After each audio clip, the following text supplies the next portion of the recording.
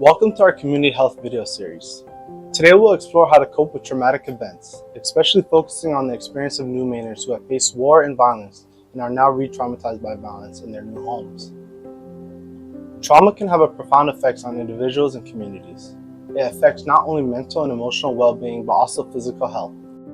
For many immigrants, the journey to a new country brings hope, but also new challenges, especially when re-traumatized by events like gun violence.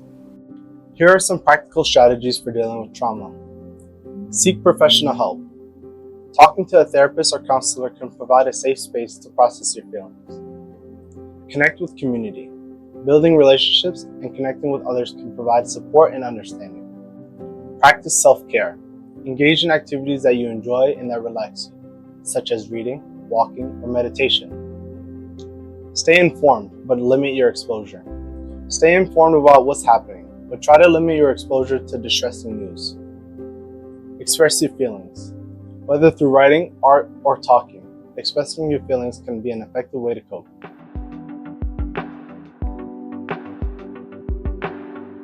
Hi, my name is Samatar Iman. I work at New Mainers Public Health Initiative. Thank you for coming. Can you tell us a little bit about yourself and your background? Yeah, Samartha, thank you. Thank you for inviting me. My name is Ali. I'm a Ethiopian-American social activist currently residing in Portland, grew up in Portland. I do work around the juvenile justice system as well as the criminal justice system, around policing, community, or a little bit around mental health. That's pretty much about my life right now, yeah.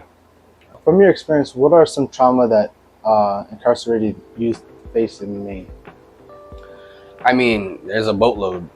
Where do we start? There's trauma everywhere, whether it's, coming from back home in a different country where it's not as safe as it is due to war, famine, or coming to this country and really learning about structural racism, how the structure of racism, rather than the social part, the structure of it is very affecting the people that are of color, especially Black individuals. But when it comes to family members that come from different countries, if they come into this country and they do not accept their trauma, they can pass it down to their children. If they don't know how to deal with it, if they don't get the help, the support to deal with it, especially from medical professionals, speaking their language, that understands their culture, which would be most helpful, because they could be like, oh, you're somebody that's not from my people, what are you talking about? But when you have someone from your own people explaining how mental health can be very harmful and painful, and how children are really going through pain because of the treatment that you're bringing, but a lot of the youth that are personally incarcerated come from difficult backgrounds with very unstructured families and have seen a lot of negativity. They hold it inside. They don't know how to express it. They're not taught how to express those emotions. They're not given the space to be emotional for a while. So the trauma starts way younger. Some of them maybe have been beat. Some of them maybe have been assaulted, abused, sexual abuse, mental abuse. And a lot of these factors can actually determine what happens in the future of the child. One negative thing happens to a child, that child brings it to 10 different people, right? That's in negative. Those 10 people are now affected, and they're gonna pass it on. This is called a cycle of trauma, right? But I can tell you that it usually, a lot of reasons why they're incarcerated in the end is because of the reaction off of the action that's happened to them and it's affected them over the years. I think you touched on a lot of amazing things with that one answer, but something that's really important that I think we should touch on as well is that whole family supports that you mentioned.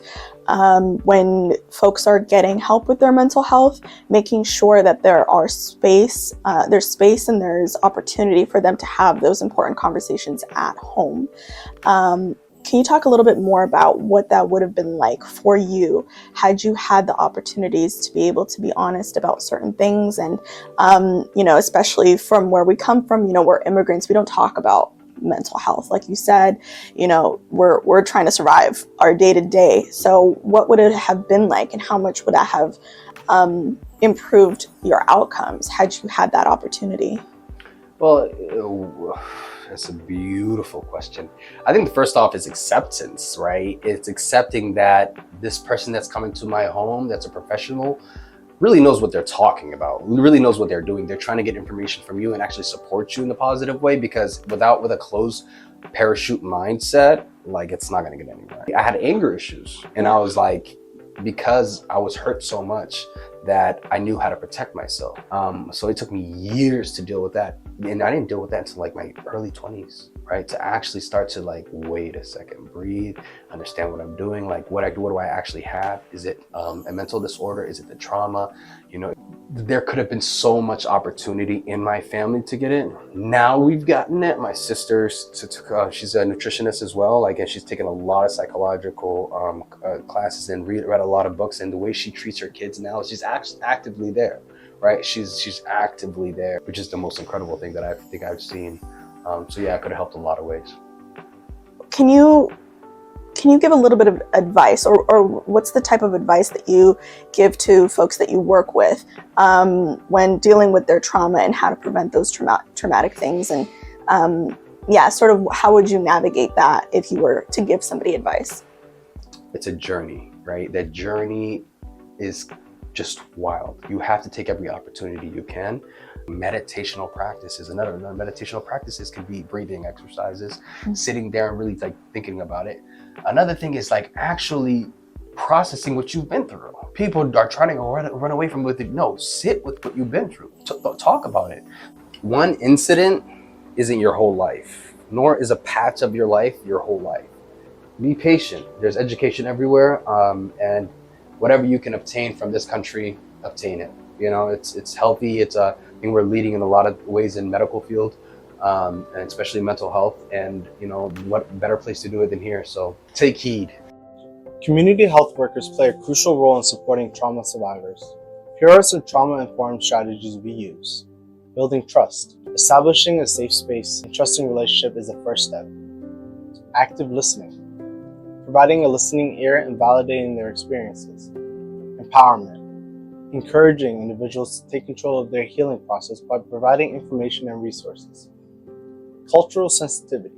Understanding and respecting the cultural backgrounds and practices of those we help. Connecting to resources. Linking individuals to mental health services, support groups, and other necessary resources. Thank you for joining us today. Remember, coping with trauma is a journey, and you don't have to walk it alone. Reach out to community health workers, mental health professionals, and support groups. Together, we can build a resilient and supportive community. For more information and resources, visit our website or contact us at 207-241-0546.